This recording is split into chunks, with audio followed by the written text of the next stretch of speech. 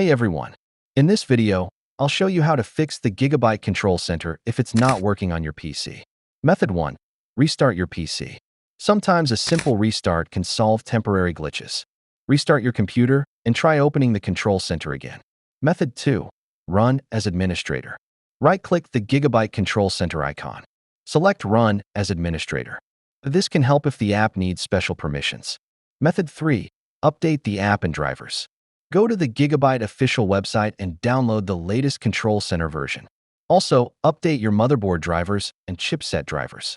Install updates and restart your PC. Method 4. Reinstall Gigabyte Control Center. Go to Control Panel, Programs, uninstall a program. Find Gigabyte Control Center and uninstall it. Download the latest version from the official Gigabyte site and reinstall it. Method 5. Check for Windows updates. Sometimes Windows updates fix compatibility issues. Go to Settings, Update and Security, Windows Update.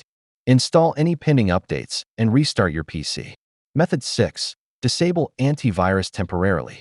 Sometimes antivirus software blocks the Control Center. Temporarily disable your antivirus or add the Control Center as an exception. Thanks for watching. If this helped, don't forget to like and subscribe for more PC troubleshooting tips.